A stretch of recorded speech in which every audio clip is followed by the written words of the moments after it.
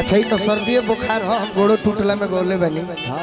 तो देखे को हुई आवाज पर ना ध्यान देते। हमारा घर में 2-4 गो भाई बड़े सोहनी के चीज कहे नहीं होता हमारा रोज घूमे के जख्मी भैया के हो जाए जैसे कि भैया के तो बैठ के सुने के बाद हाँ जी रवि जी के हो जाए हमारे कहे एक जानी के बोलो मुआ हाँ वकील साहब बैठ के तनी सुनल ना जा। अच्छा घीचा जी एगो गाना ना सुनी इहो बात कहता तो का कहे हमर तबीयत ठीक नहीं खेला तो बैठी ना गावे भूला जी गाना हम बैठी ना। अरे औरत तो वीडियो नहीं खी बनावत खाली ऐसा ही मोबाइल बैठ जाए बैठे अब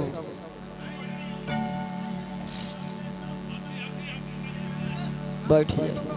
बाबा चलिए आई गाना होके दी हटी है ना फैन का मतलब है ना हाँ जी बोलो मुआ कहले कि देखो हम कमाए जाता नहीं हाँ मेहरारू चाहत तो नहीं की जास लेकिन कहत एक दूगो बात की ठीक बा जाए के बात तो जाई बाकी बताई कि आई कहिया आई तो हमारे के कुछ ले ले आई बड़ी पुरान लय हरिद्वार सिंह जी हमारा पिताजी के मित्र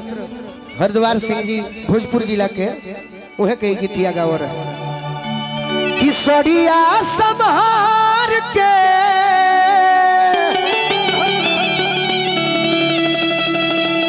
जे चलो सहारा वाली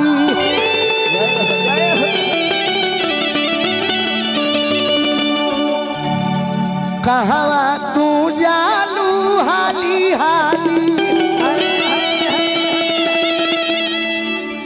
ए सोहरा वाली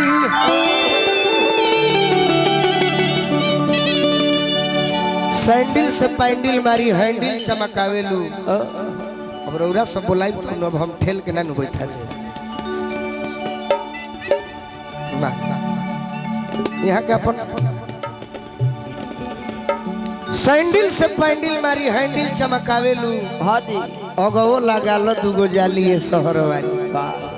बाकी मेहरारू कहतरी का हो कि अब की गई लगा कहिया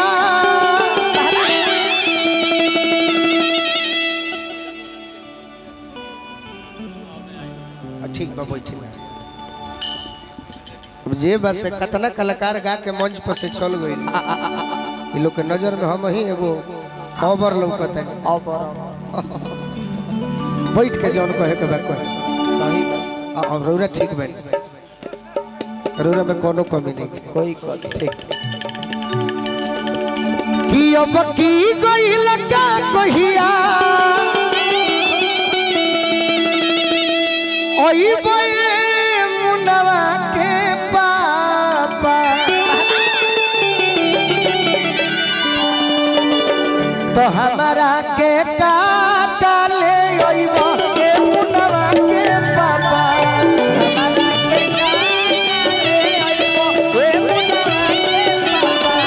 हमारा के काका ले ओइबो के मुनवा के पापा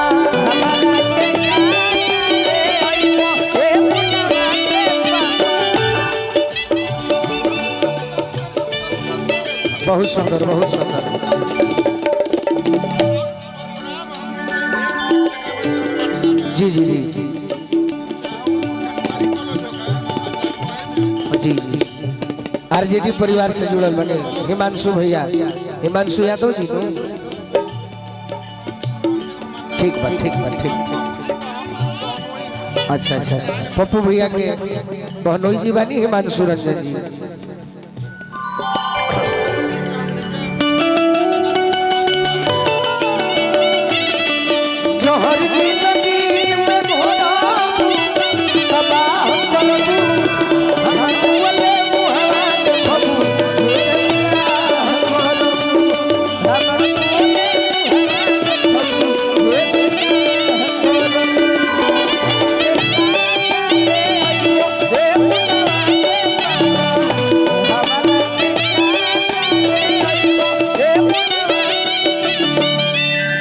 हिमांशु जी अति प्रिय वाली हमरा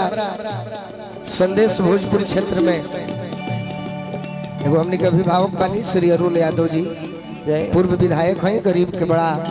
मानने वाला है, कलाकार के भी मानीला, और वहाँ के प्रिय बानी हिमांशु रंजन जी। औरत कहतरी का जनी जई हो सूरत सैया, जनी जई हो दिली हो, जनी जय हो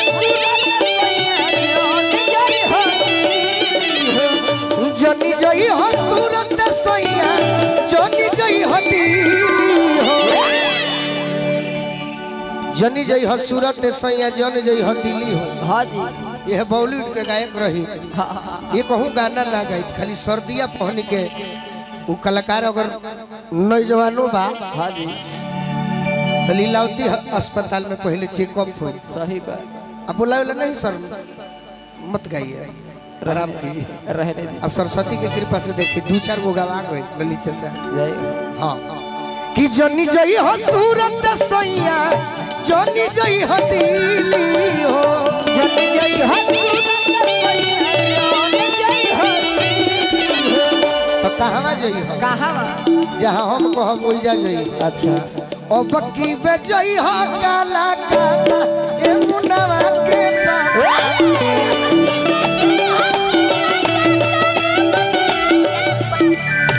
अब की बेजई हो काला काला ए मुनवा के पापा। जय हो